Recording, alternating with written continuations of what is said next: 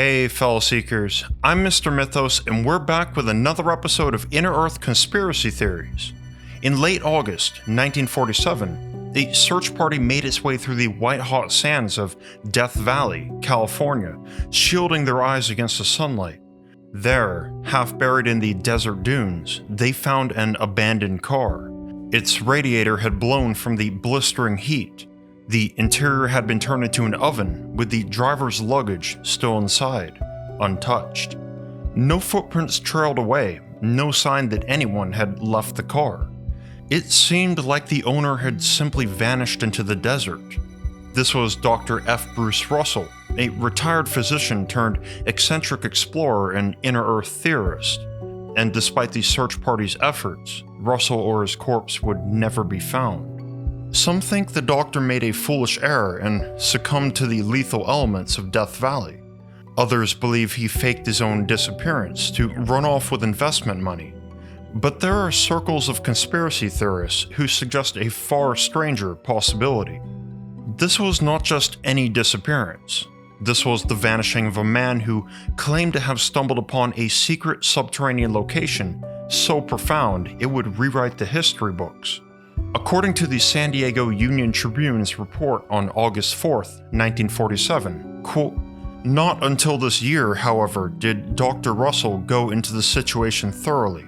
Dr. F. Bruce Russell, who stumbled on the first of several tunnels in 1931, has found an ancient civilization whose men were 8 or 9 feet tall, from the lost continent of Atlantis." End quote. If you're a fan of highly strange mysteries with research so deep you're guaranteed to fall down the rabbit hole, you're in the right place. I humbly ask you give this video a like and ding the notifications bell so you'll be the first to catch every new episode of Inner Earth Conspiracy Theories to come. Today we're investigating an Inner Earth mystery in one of the most extreme environments on our planet, with a cast of brave, greedy, as well as obsessed individuals who all claim the same thing. Some even maintain that an advanced civilization still exists down there, and Death Valley's native tribes would agree. So was Dr. Russell's disappearance a coincidence, or did he stumble upon something he shouldn't have? What lies beneath Death Valley? But before we dive in, just as Death Valley hides secrets beneath its dry, cracked surface, our bodies often conceal gaps in nutrition that make us feel depleted. To survive and thrive, we need the right tools. And that's why I drink AG1, today's sponsor, to fortify my health and energy every day. AG1 is an all-in-one supplement backed by multiple research studies and packed with 75 vitamins, minerals, and whole food source nutrients, including a superfood complex with organic spirulina for antioxidant support, reishi and shiitake mushrooms to reinforce my immune system, as well as probiotics and digestive enzymes to bolster my gut health, so I'm able to digest even the most complex inner Earth theories. The deeper you dig, the more you realize good nutrition isn't optional. Ever since I started drinking AG1 4 months ago, I noticed my energy levels have gone up.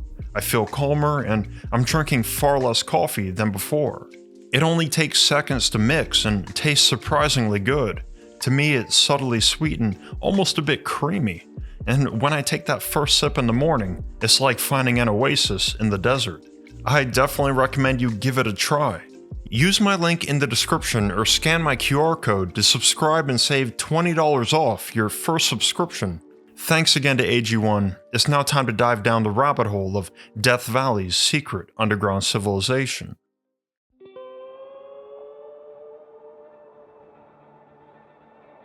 Before we explore the events leading up to Dr. Russell's disappearance, let's first understand where it all took place.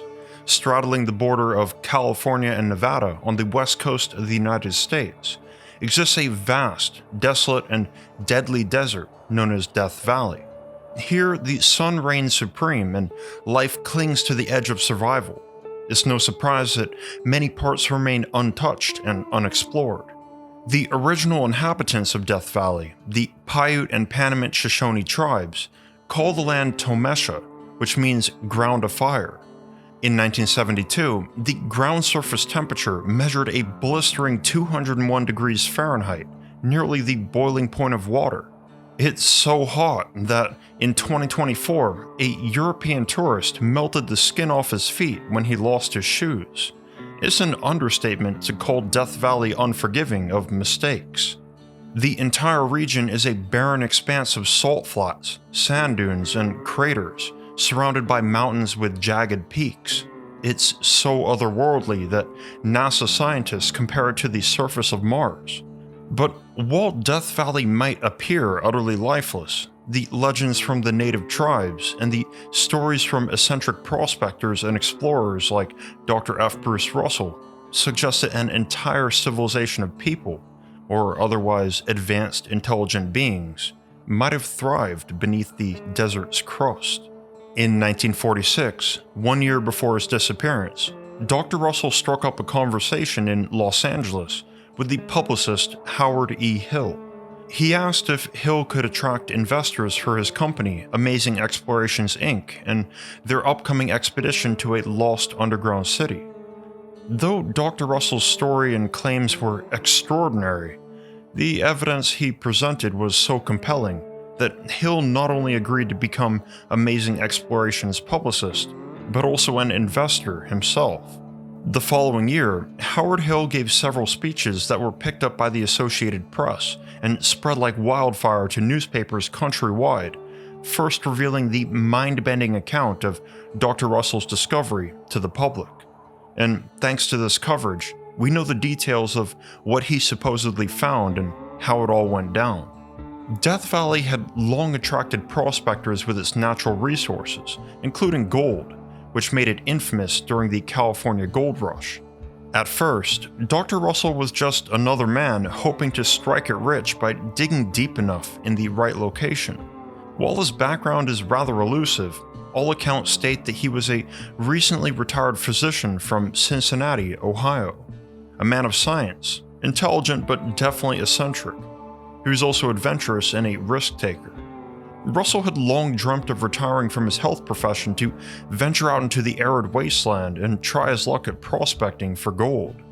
While the gold rush era had ended, the feverish allure of gold was still strong throughout the 1920s and 30s, especially during the Great Depression.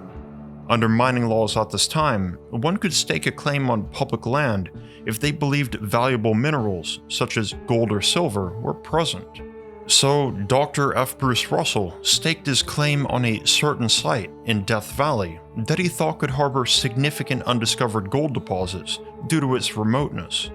In 1930, he finally retired and recruited his friend to help excavate this claim site. According to the news reports, this was the archaeologist, quote, Dr. Daniel S. Bovee of Los Angeles, who, with his father, helped open up New Mexico's cliff dwellings. End quote. In 1931, the doctors Russell and Bovee embarked on an expedition to this remote Death Valley location, bringing along a mass of supplies and equipment. As soon as they arrived, they began sinking a shaft into the claim site, which meant digging a vertical access tunnel straight into the ground using hand tools and dynamite. But what started as a typical shaft abruptly spiraled into something far stranger. While blasting through the ground, the two accidentally broke through into an underground cavern. Russell and Bovee peered down the shaft and saw the dark hole, barely wide enough for a grown man to squeeze through.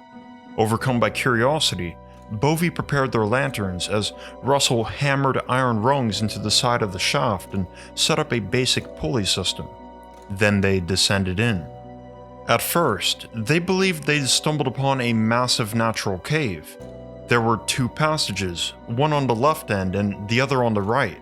They explored the left passage first, but found it blocked by a cave-in about 25 yards in. They tried again with the right passage, and this one continued downward at a steep angle for almost a quarter of a mile. Here's when Russell and Bovee noticed something peculiar. While the first half of the passage seemed wholly natural, the latter half was expanded artificially. The walls were as smooth as polished granite and cut at precise angles. At the end, the tunnel split into several branches in different directions. As the two went on to explore each of these paths, they'd make more than a few bone-rattling discoveries.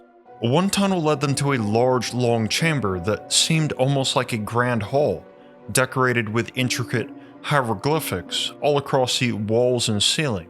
The two doctors stepped back as soon as they realized that looming over them were the mummified remains of over 100 giant humanoids, each around 9 feet tall. Quote, "These giants were clothed in garments consisting of a medium-length jacket and trouser extending slightly below the knees. The texture of the material is said to resemble gray-dyed sheepskin, but obviously it was taken from an animal unknown today." End quote. In total, they counted the perfectly preserved bodies of 112 citizens. Strangely enough, all of these giants were male. Dr. Russell was convinced that, quote, "This discovery may be more important than the unveiling of King Tut's tomb." End quote. Understanding the magnitude of what they'd found, when Russell and Bovey eventually exited back out of the claim site shaft, the two shook hands and agreed to keep its location a sworn secret. From 1931 to 1946, the two doctors made multiple expeditions to the claim site to further investigate the secrets of this abandoned underground system. While it was truly tremendous, they eventually realized that multiple passages connected the main tunnels and chambers in a convenient network. Thus, Russell began to describe it as an underground city. Alongside the Hall of Giants, another massive chamber stood out amongst the others they'd mapped. The walls and ceiling were densely covered in hieroglyphics noticeably more intricate and complex than those in the Hall of Giants. This chamber also featured large symbols chiseled into carefully polished granite, some of which Russell recognized as, quote, "devices and markings similar to those used by the Masonic Order, Freemasonry," end quote. Thus, the two men believed this chamber was an underground temple used for religious rituals. Halfway in, there was an opening to a smaller room containing a haunting and macabre ritual display. They shined their lamps inside, and in giant hollowed-out pedestals cut into the walls stood the skeletons of both known and unknown animals, according to Russell. The archaeologist Dr. Bovey identified several as extinct creatures, including, quote, "the well-preserved remains of Dinosauria, saber-toothed tigers, imperial elephants, and other extinct beasts, paired off in niches as if on display," end quote. An article published on August 5, 1947, in the Nevada Citizen newspaper revealed some final incredible discoveries made by the two doctors in the chambers. Quote, "All of the implements of their civilization were found, including household utensils and stoves, which apparently cooked by radio waves," end quote. Russell and Bovey speculated on who these people may have been exactly. Considering the inexplicable nature of what they'd found, giant humanoids, Masonic symbols, prehistoric animals, and advanced radio wave technology, they didn't hold back. Quote, "The caves contained the mummies of men and animals, and implements of a culture 80,000 years old, in some respects more advanced than ours. Some catastrophe apparently drove the people into the caves. This civilization may be from the fabled lost continent of Atlantis."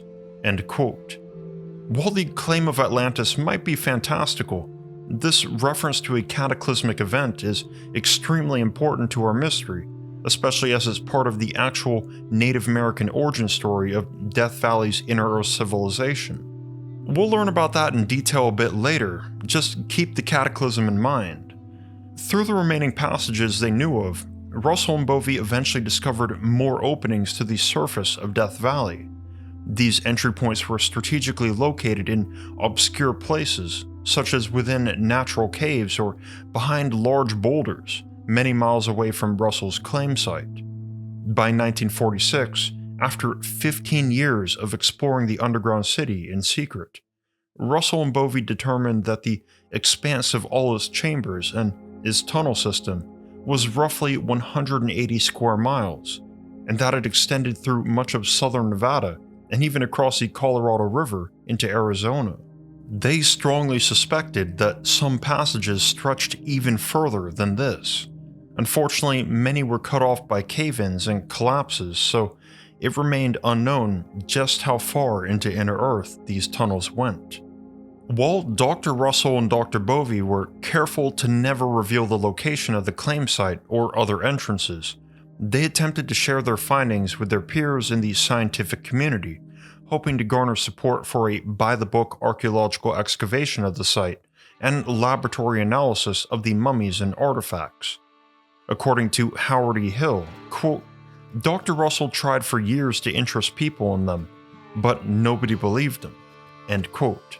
Their claimed discovery would have effectively rewritten history. As such, Russell and Bovey were met with harsh skepticism and humiliating ridicule that quickly destroyed their reputations in the scientific community. Still, the two men knew what they'd seen. Russell and Bovey decided that they needed a fresh approach. Colleagues were few, but investors, those with curiosity and the capital to take a gamble, were a different matter. So in 1946, the pair founded a company they called Amazing Explorations Inc. The purpose of this enterprise was straightforward: to explore, document, and profit from the underground city. The plan was to unveil undeniable evidence to the public. With Howard E. Hill as their publicist, Amazing Explorations attracted a small roster of potential investors. The company then hosted a secretive meeting at a suite in Beverly Hills.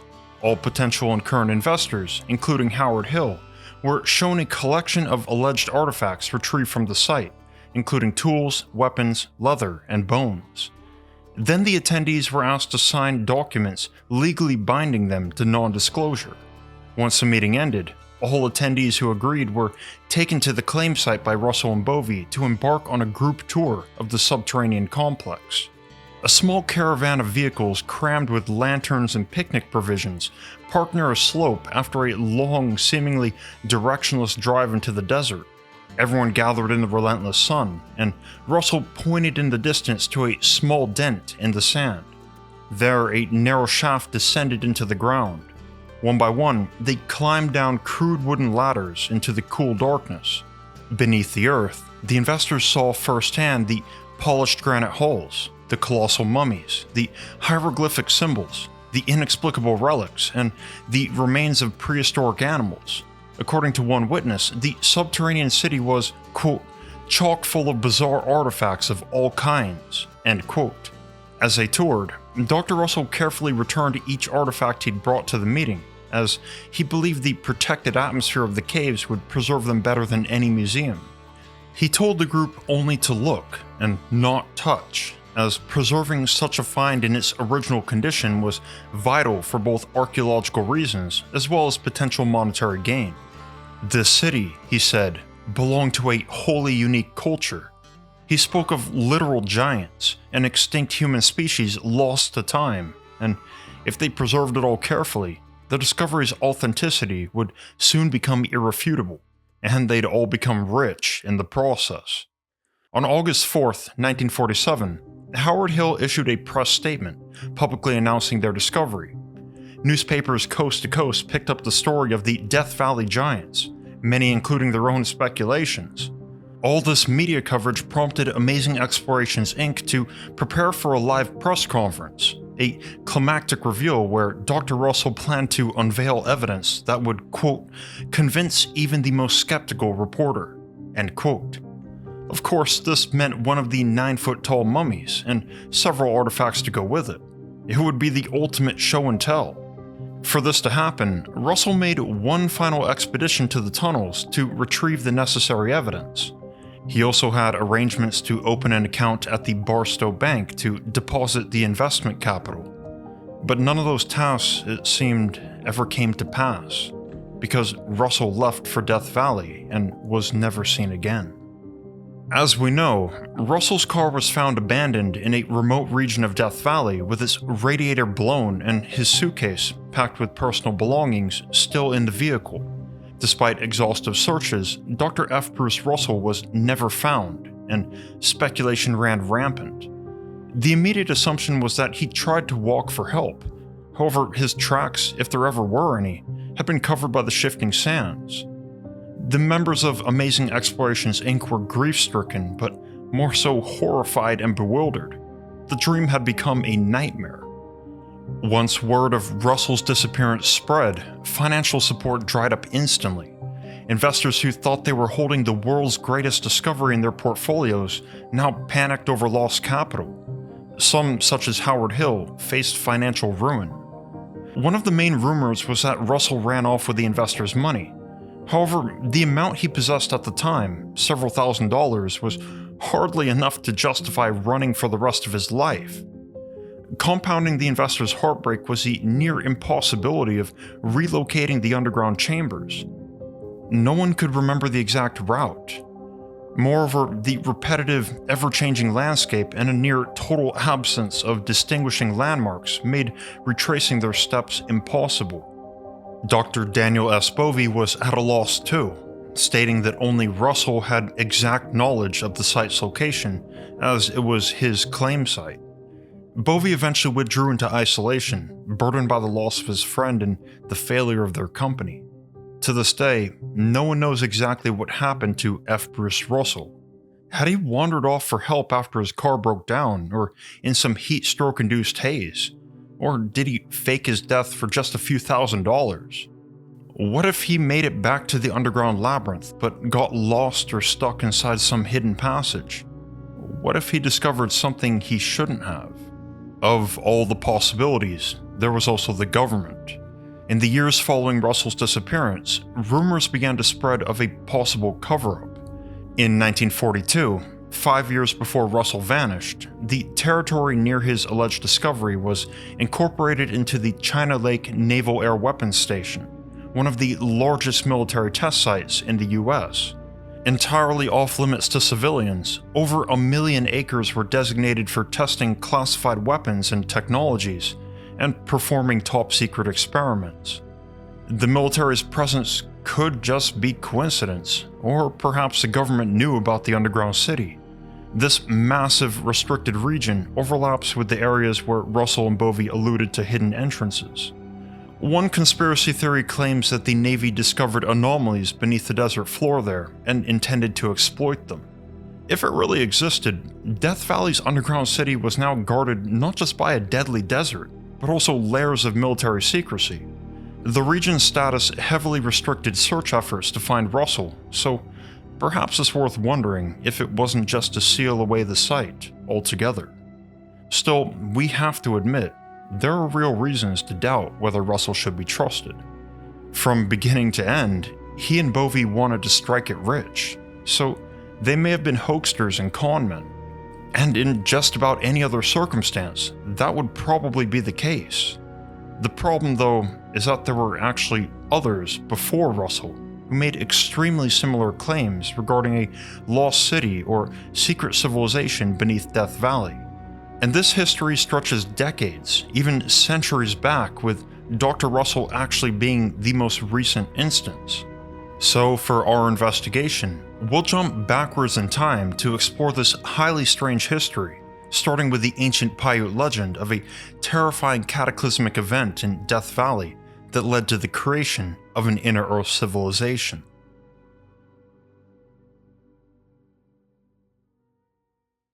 A tale of giant mummies in an ancient subterranean labyrinth might not immediately resonate with Death Valley's native tradition of an underworld, until you consider that both describe an Inner Earth city occupied by the dead.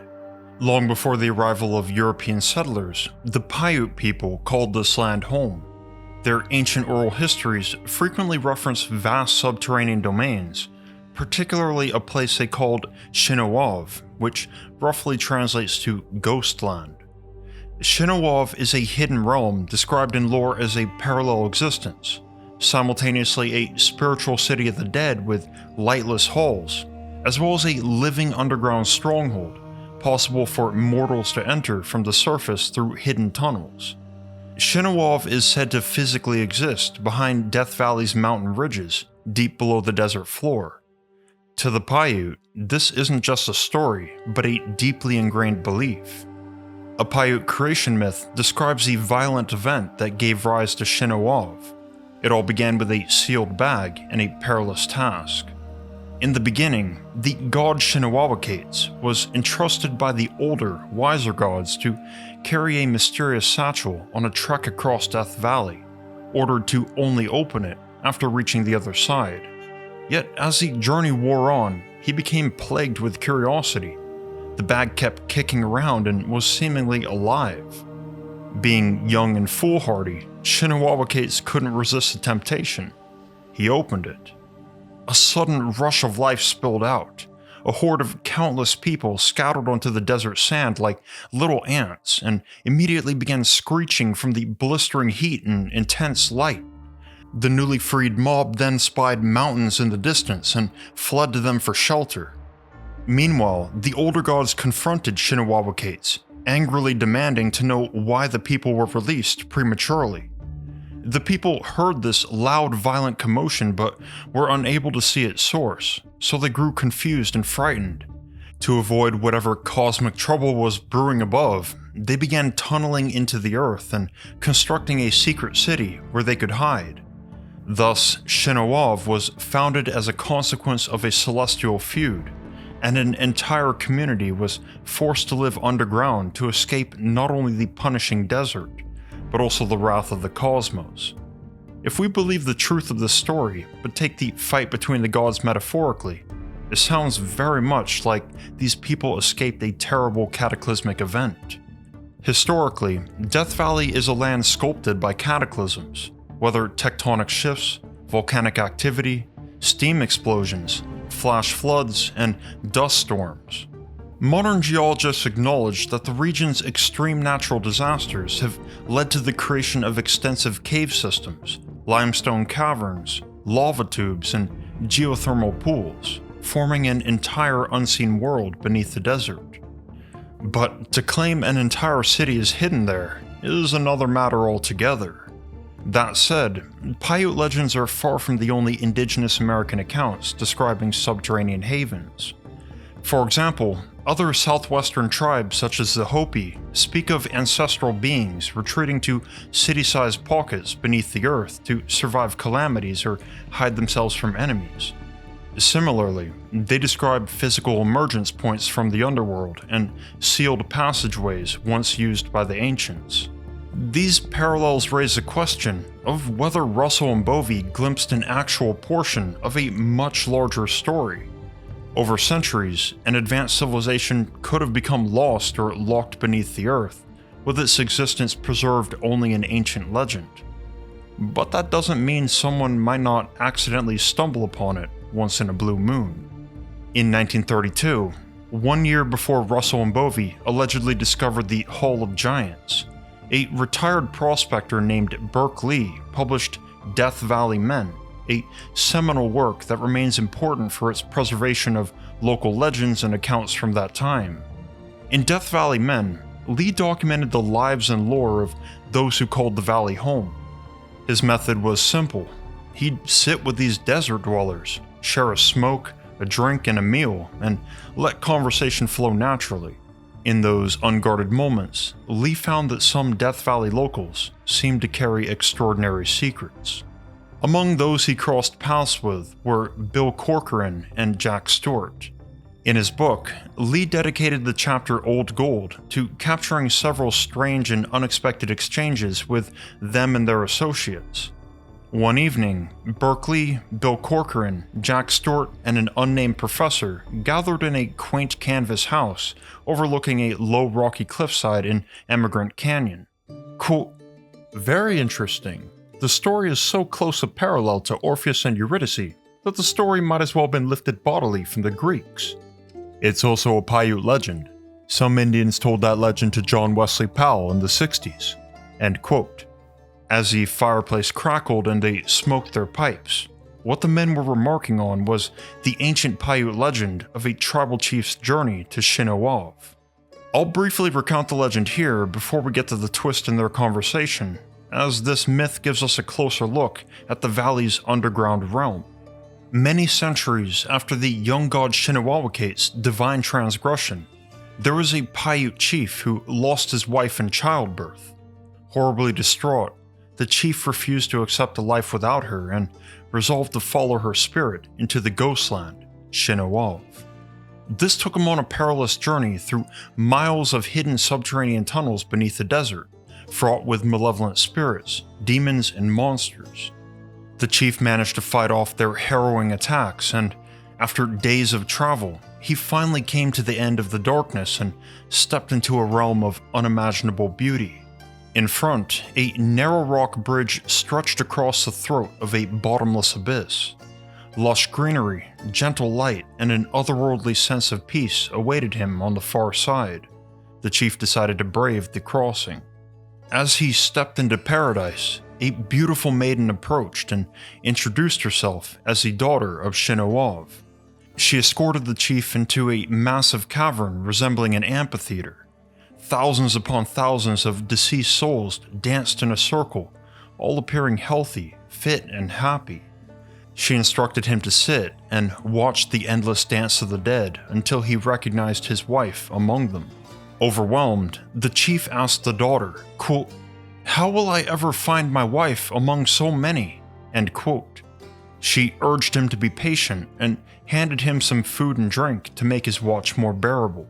Then she told him, quote, "Your wife will dance in the circle with the others. As soon as you see her, run into the circle, take hold of her, and return to the world above. Go back over the bridge and through the tunnels. Neither of you must look back. I repeat, do not look back." End quote. The chief watched the dance anxiously for 7 straight days, recognizing family, friends, and enemies, until finally he saw his wife. Immediately, the chief dashed forward and embraced her. He pulled her out of the circle, and the two ran back to the rock bridge to cross the void. Holding her hand, the chief led his wife across. Suddenly, though, he felt concerned that they'd been followed. For a split second, he glanced back over his shoulder, and his wife vanished instantly. Shocked by his foolishness, and now alone and heartbroken, the chief continued through the dark tunnels. When he returned to his village, he told his people of the strange realm of Shinawov and the subterranean terrors he faced during his lonely, failed journey.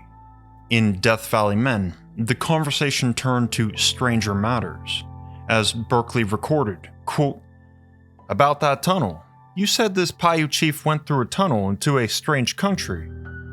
"Yes, I think I called it a cave or cavern, but I suppose a miner would call it a tunnel. Why?" "Here's the funny thing. This Indian trapper living right across the canyon has a story about a tunnel, and it's not 1,000 years old either. Tom Wilson told me that his grandfather went through this tunnel and disappeared. He was gone 3 years, and when he came back, he said he'd been in a strange country, living among strange people. That tunnel is supposed to be somewhere in the Panamints, not awful far from where we're sitting." End quote. Lee witnessed Bill and Jack's uneasy exchange of glances. A living subterranean society, hidden in Death Valley. Could such a thing be possible? And who was this Tom Wilson? Born in 1872, Tom Wilson was a Death Valley trapper and a native guide of the Shoshone tribe. This photograph shows Wilson holding a 100-year-old water basket. Aside from his professions, Wilson was known as the keeper of a bizarre story passed down from his grandfather. While most locals considered it a desert fable, whenever Wilson recounted his grandfather's multi-year sojourn in a secret underground city, this was no mere story to him, but his obsession. Wilson had spent his childhood listening to the same details told over and over, how his grandfather, a somewhat greedy and foolish prospector, stumbled upon a hidden cave entrance deep in the Panamint Mountains of Death Valley. The entrance wasn't natural, but rather carved, and the inside appeared to be that of ancient catacombs. Armed with nothing but a flickering lantern, meager supplies, and a prayer to find treasure or valuable relics, the prospector stepped cautiously into the darkness, drawn onward by a mysterious draft that suggested larger spaces deeper within. According to Tom Wilson, his grandfather found himself roaming through a multi-mile labyrinth of tunnels, unlike anything any other desert explorer had spoken of. The walls were smoothly chiseled, and the path forked multiple times. He eventually realized he was utterly lost in a subterranean maze. The prospector continued walking. His supplies dwindled, and the situation seemed dire. Then, after what seemed like an eternity, he emerged into a chamber as large as a valley. Before his eyes was an underground city, illuminated by an ethereal light. The prospector looked for a source for the glowing light, but it seemed far beyond any technology he knew of. The subterranean people saw him in his pitiful, panicked state and approached him. Wilson's grandfather described them as fair-skinned, very tall, and dressed in leather, with facial features and language entirely unfamiliar to him. Even stranger, some rode on horses of a large exotic breed that, again, was wholly alien to the prospector. He was in absolute awe. Wilson's grandfather claimed to have spent several months living there amongst the people of this underground city. They fed and clothed him and taught him rudimentary ways to communicate with them. While he could hardly grasp it all, he learned enough to understand that their life was orderly and unwaveringly secret. No one ventured above ground without purpose, and everyone seemed perfectly fine living their entire lives underground. After several months, however, the prospector began longing for his home and family. He begged them to help him return to the surface, and though the underground dwellers were hesitant, at last they guided him through a series of winding passages out to the open sky. Upon his return home, the prospector's sense of time was shattered. What felt like months turned out to be 3 years. Friends and neighbors had given him up for dead, and when they realized it was him, most assumed he'd gone mad from heat and isolation. The only person who'd listened to his story was his young grandson, Tom Wilson. He described the city, the people, and the horses. He spoke of technology beyond comprehension, of a secret civilization thriving underground. Young Tom was the only one who believed his story. After his grandfather passed, Tom Wilson made frequent trips to the Panamint Mountains, searching for the hidden entrance to the city. He continued this hunt well into the 60s. But however close he got, he never rediscovered his grandfather's route. Unfortunately, Tom Wilson passed away in 1968, his quest unfulfilled. Returning to Berkeley's recorded conversation, the men exhaled pipe smoke, staring into the crackling fireplace. Jack Stewart let out a half laugh, quote, "I think Tom's grandfather was an awful liar." "It's very interesting. I got an idea about it. Tom's grandfather might have wandered into some tunnel all goofy from chewing Jimson weed and then come out and found some early whites and stayed with them. Tom told me that the people spoke a queer language and ate food that was new to his grandfather and wore leather clothes. They had horses and they had gold. It might have been a party in Panamint Valley or even early explorers or early settlers in Owens Valley. How about that?" End quote. The professor seemed less certain. If perhaps the deceased prospector's account holds some truth, somewhere beneath that flaming land, an ancient secret lay dormant. And despite their initial skepticism, several months after this conversation, Bill Corcoran and Jack Stewart ended up introducing Berkeley to two mysterious prospectors who swore they'd found it.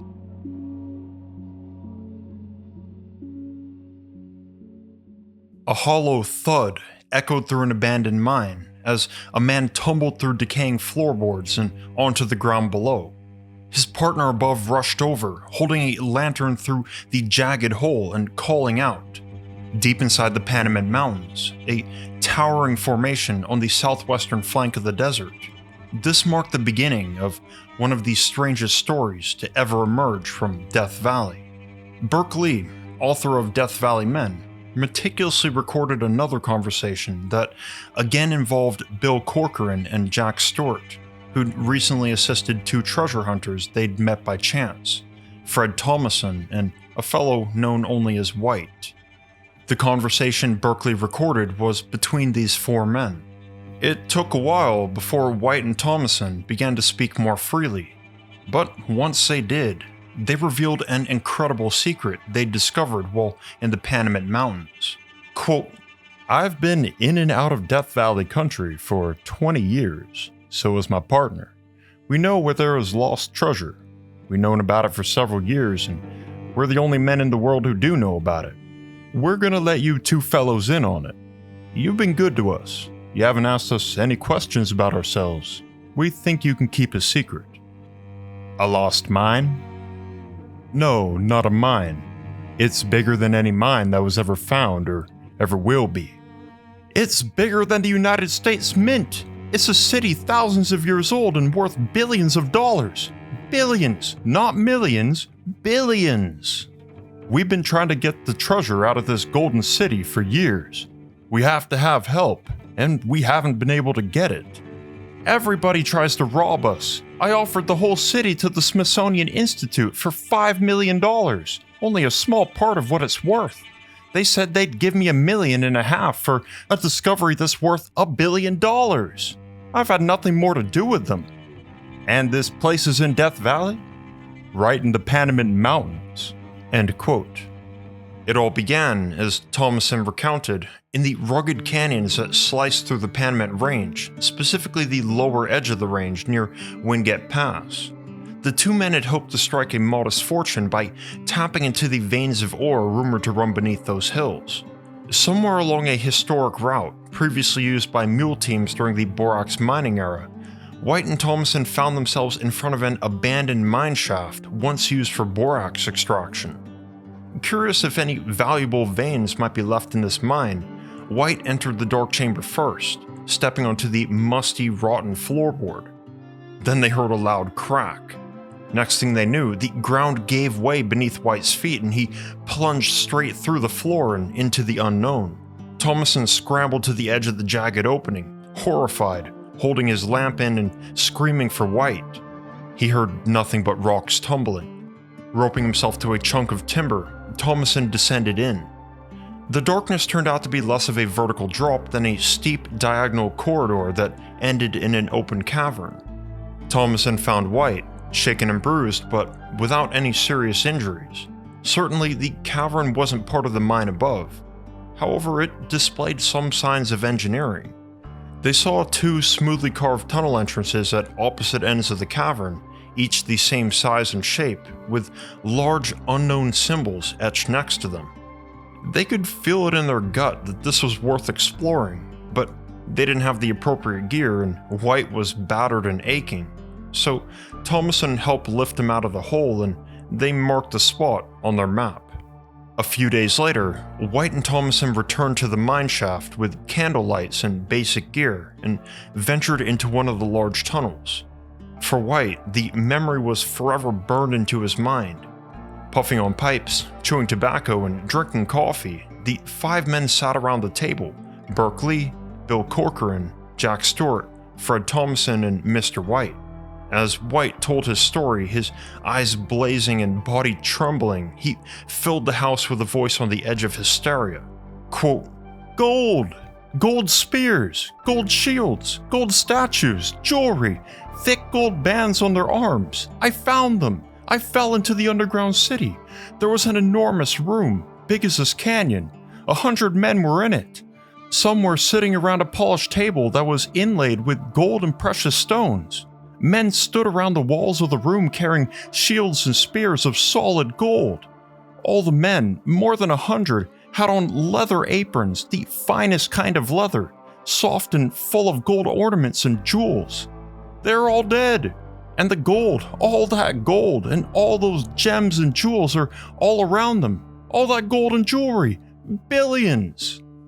These ancient people must have been having a meeting of their rulers in the council chamber when they were killed very suddenly. All seemed to be perfect mummies. Ain't it dark in this tunnel? Black dark. When I first went into that council room, I had just some candles. I fell around over these men and I was pretty near almost scared out of my head. But I got over that and everything was all right and I could see everything after I hit the lights. Lights? There were lights? Oh yes, I found it by accident. I was bumping around in the dark. Everything was hard and cold, and I kept thinking I was seeing people, and I was pretty scared. I stumbled over something on the floor, and there was a little explosion, and gas flames all around the room lighted up. What I fell over was a rock lever that turned on the gas, and my candle set the gas off. That was when I saw all the men, and the polished table, and the big statue. I thought I was dreaming. The statue was solid gold, and it is 89 feet, 6 inches tall. Tell them about the treasure rooms, Mr. White. The treasure rooms are inside these big rock doors. There's so much gold and jewelry in that place that the people there had stone wheelbarrows to move the treasure around. Stone wheelbarrows? Those dead men must have been very powerful men to push around a stone wheelbarrow loaded with gold bars. The wheelbarrows are balanced just like the doors, instead of having the wheel out in front so that a man has to pick up all the weight with his back. These wise people put the wheel almost in the middle and arranged the leverage of the shafts so that a child could put in a balanced load and wheel the barrel around. How many times have you been in this tunnel? I've been there 3 times. That's counting the first time I fell in, and my wife went part way in the last time we was in. I thought my husband was romancing when he came home and told me what he found in the mountains. This city. I didn't believe it until they took me into it. That's a little hard to believe, don't you think? It sure is. End quote. As White and Thomason continued trekking through the large tunnel, they came across one location after another in what was ultimately a sprawling ancient underground city built like a linear strip that once sustained a long-lost civilization. According to the men, this city stretched the full length of the tunnel, approximately 20 miles north into the heart of the Panamint Mountains. They saw the city's treasure vaults, the royal palace, the council chambers, and what they described as treasure houses for the city's residents. Everything sat in an eerie stillness, especially the hundreds of perfectly preserved mummies adorned with thick gold and fine leather, all seemingly untouched for thousands of years. Considering the Paiute legends of Shinawov, the Ghostland, this place sure seemed to fit the description of a city of the dead, to an even more extreme degree than the subterranean claims Dr. F. Bruce Russell made 15 years later. Thomason and White noted advanced technologies such as the massive stone doors balanced by intricate counterweights, the special wheelbarrows, rock levers, gas lighting, and an entire natural gas system with piping infrastructure built throughout the city, all far ahead of the civilization's time. Not to mention their supreme skill in metallurgy, advanced enough to cast weapons, armor, jewelry, ornaments, and even an 89-foot statue, all out of solid gold. Of course, gold spears and shields aren't the most practical, as gold is the most malleable metal, but this civilization was already highly protected, being inside of the earth. So we can guess that these were entirely ornamental, and an all too obvious reflection of how these people were absolutely swimming in gold. If you were Thomason or White, you'd be hysterical from gold fever too. The 2 men finally reached the end of the main tunnel. There they followed passages leading upward and arrived at a series of interconnected rooms resembling a magnificent hallway where intense sunlight poured through large stone arches. Peering out, they found themselves on the eastern slope of the Panamint Mountains. The arches stuck outward toward the horizon like platforms. As for the purpose of these, Thomason and White had their theories. Quote, "Those arches are like great big windows in the side of the mountain, and they look down on Death Valley. They're high above the valley now, but we believe that those entrances in the mountainside were used by the ancient people. They used to land their boats there." Boats? Boats in Death Valley? It was a long time ago. The ancient people who built the city in the caverns under the mountain lived on in their treasure houses long after the lake and the valley dried up. How long, we don't know. But the people we found in the caverns have been dead for thousands of years. End quote. Interestingly, it's true that Death Valley was once submerged. Around 10,000 years ago, during the Ice Age, most of this region was located under a large freshwater lake known as Lake Manly that stretched over 100 miles long until climate change dried it up. Death Valley's famous salt flats are remnants of this lake's evaporated water, so perhaps this really was a civilization from a long-forgotten past. But if White and Thomason were telling the truth about this place, why weren't they filthy rich? What happened to all the gold? Well, according to the treasure hunters, they'd made a huge mistake. That day, the Panamint Mountains stood like silent sentinels until two treasure hunters came roaring out of the dusty landscape, wide-eyed and panting with excitement. Fred Thomason and Mr. White claimed to have found an entire underground city of treasure worth billions of dollars. That kind of talk carries the weight of myth, and no one would believe their story without gold bars in hand. So, of course, they brought some treasure out with them, not just to begin padding their wallets, but also to prove their case. According to Berkeley's recording, quote, "Did you ever bring anything out of the cave?" "Twice. Both times we went in and filled our pockets with gems and carried out a gold bar apiece. The first time we left the stuff with a friend of ours and we went to try and interest someone in what we'd found. We thought the scientists would be interested, or the government. One government man said he'd like to see the stuff, and we went back to our friend to get the gold and jewels, and he told us he'd never seen them, and dared us to try to get them back. We were in a little trouble at the time, and the loss of that stuff just put us in deeper." End quote. Unfortunately for the men, their friend was apparently a thieving son of a gun, and once it became a case of the phantom treasure, the goodwill they'd mustered with one government official dissolved into ridicule from everyone. White and Thomason decided that the only way forward was to return to the underground metropolis a third time, and this time, trust no one to hold on to the gilded evidence. They buried their new cache of treasure close to the entrance of the abandoned borax mine. Once it was secure, the pair headed back to the Pacific coast to inform their contacts. In Los Angeles, Thomason and White managed to drum up the intrigue of several university officials, as well as a handful of archaeologists and archivists from the Southwest Museum of the American Indian. These experts agreed to travel with them to Death Valley and verify the treasure themselves. The journey back to the Panamint Mountains felt like a lifetime of thrill and anticipation, until they reached the site and were crushed by a horrifying realization. The entire landscape had changed. A cloudburst, which is a sudden, violent torrent of rain, hail, and thunder, had caused a major flood that decimated landmarks and rearranged the mountainside. Thomason recounted, quote, "We got up on the Panamints and I could not find the shaft. A cloudburst had changed all the country.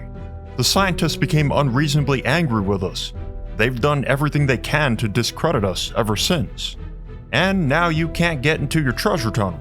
It's lost again. That's sure too bad. We can get in all right. You've forgotten about the old boat landings on the Death Valley side of the Panamint Mountains. All we have to do is climb the mountain to the openings where the galleries come out of the city on the old lake shore. Mr. White, how high do you think those galleries are above the bottom of Death Valley? Somewhere around 4,500 or 5,000 feet. You going there now? That's it. We're through with the scientists." End quote. The conversation between the five men ended soon after this pretentious note. Thomason and White said farewell to their hosts, then left, promising to return, and drove off toward Emigrant Canyon, one of the main routes leading to the Panamints.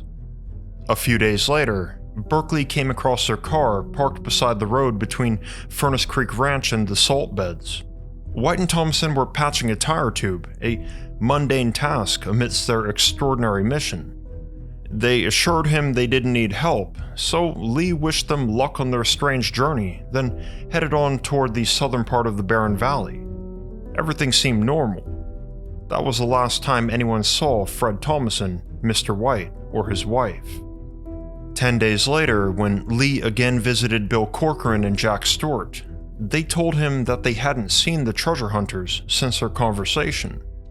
When another week passed and the proprietors of the lost city didn't turn up, Berkeley and Bill Corcoran drove down to the Panamints with a pair of field glasses.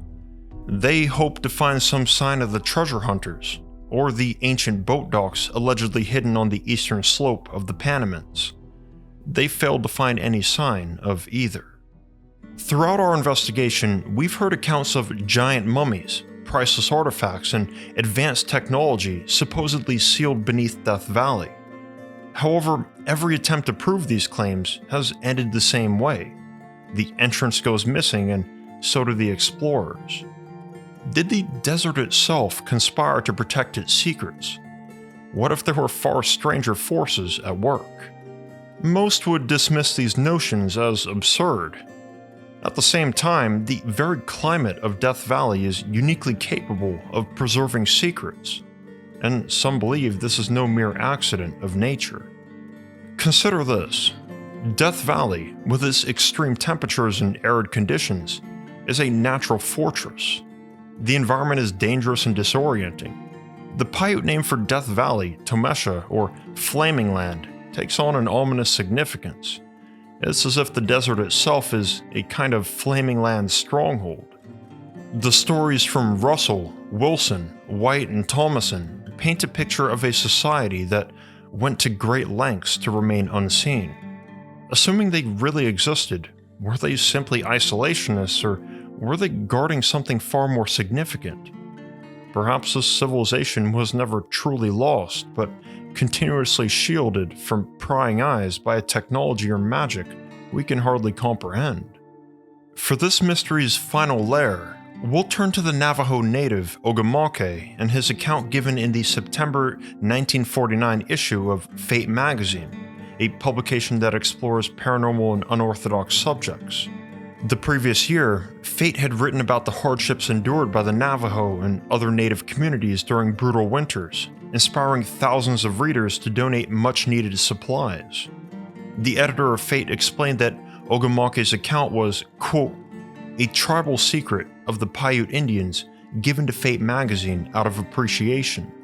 Your editor has been a friend of the American Indian for many years and is convinced of the sincerity of the story and that it has not been distorted, end quote. Ogamake begins his article by setting the scene in Death Valley itself. Quote, the aged chief of the Paiutes who sits across a tiny fire from me. His people have held the Inyo, Panamint, and Death Valleys for untold centuries. Now we sat in the valley which white man named for death, but which the Paiute called Tomesha, the Flaming Land. End quote. Ogamake records the following dialogue between him and the elderly Paiute chief. Quote, grandfather, I come seeking knowledge. Who are the Havmasovs? They are a people of the Panamints, and they are as ancient as Tomesha itself. When the world was young, this valley, which is now dry, parched desert, was a lush, hidden harbor of a blue water sea which stretched from halfway up those mountains to the Gulf of California. It is said that the Havmasovs came here in huge rowing ships. They found great caverns in the Panamints, and in them they built one of their cities. Living in their hidden city, the Havmasovs ruled the sea with their fast rowing ships, trading with faraway peoples and bringing strange goods to the great docks said to still exist in the caverns. Then, as untold centuries rolled past, the water in the lake went down until there was no longer a way to the sea. Then the day came when only a dry crust was all that remained, and the fire god began to walk across Tomesha, the Flaming Land. When the Havmasovs could no longer use their great rowing ships, they began to think of other means to reach the world beyond. We know that they began to use flying canoes. At first, they were not large, these silvery ships with wings. They moved with a slight whirring sound and a dipping movement like an eagle. The passing centuries brought other changes. Tribe after tribe swept across the land, fighting to possess it. In their mountain cities still in the caverns, the Havmasovs dwelt in peace, far removed from the conflict. Sometimes they were seen in the distance, in their flying ships, or riding on the snowy white animals which took them from ledge to ledge up the cliffs. We have never seen these strange animals at any other place. To these people, the passing centuries brought only larger and larger ships, moving always more silently. Grandfather, have you ever seen a Havmasov? No, but we have many stories of them. There are reasons why one does not become too curious. These strange people have weapons. One is a small tube which stuns one with a prickly feeling like a rain of cactus needles. One cannot move for hours, and during this time, the mysterious ones vanish up the cliffs. The other weapon is a long silvery tube. When this is pointed at you, death follows immediately. But tell me about these people. What do they look like and how do they dress? They are a beautiful people. Their skin is a golden tint, and a headband holds back their long dark hair. They dress always in a white, fine-spun garment, which wraps around them and is draped upon one shoulder. Pale sandals are worn upon their feet. Has any Paiute ever spoken to a Havmasov, or were the Paiutes here when the great rowing ships first appeared? Yes, many generations before the coming of the Spanish, a Paiute chief lost his bride by sudden death. In his great and overwhelming grief, he thought of the Havmasovs and their long tube of death. He wished to join her, so he bid farewell to his sorrowing people and set off to find the Havmasovs. None appeared until the chief began to climb the almost unscalable Panamints. Then one of the men in white appeared suddenly before him with the long tube and motioned him back. The chief made signs that he wished to die and came on. The man in white made a long singing whistle and other Havmasovs appeared. They spoke together in a strange tongue. Finally, they made signs to him that they would take him with them. Many weeks after his people had mourned him for dead, the Paiute chief came back to his camp. He had been in the giant underground valley of the Havmasovs, he said, where white lights which burn night and day and never go out or need any fuel lit an ancient city of marble beauty. There he learned the language and the history of the mysterious people. He said that he would have liked to remain there forever in the peace and beauty of their life, but they bade him return and use his new knowledge for his people. Grandfather, do you believe this story of the chief? Turn around. Look behind you at that wall of the Panamints. How many giant caverns could open up there, being hidden by the lights and shadows of the rocks? How many could open outward or inward and never be seen behind the arrow-like pinnacles before them?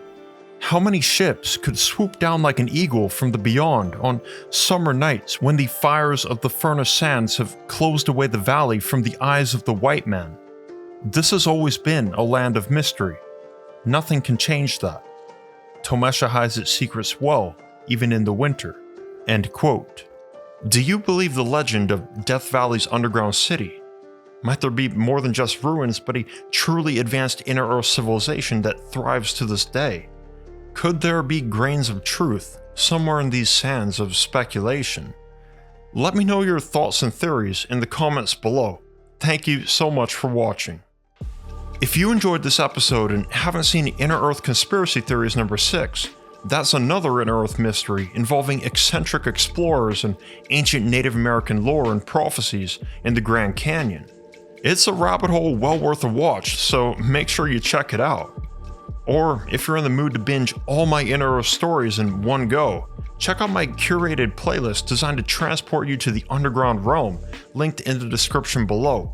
And there's many more episodes to come, so make sure you're subscribed and enable the notifications bell for my channel. Thank you to my patrons for supporting my work. You all make my videos in this Inner Earth series possible, and I'm truly grateful for all the kind words and love you all shared with me recently, especially after my hiatus update. If you're watching and would like to join in, I've got links below in the description to pledge monthly or make a one-time donation. Your support makes it possible for me to do what I do, and 100% goes back into these videos, so thank you so much. I'm Mr. Mythos. Never stop seeking. I'll see you in the next one.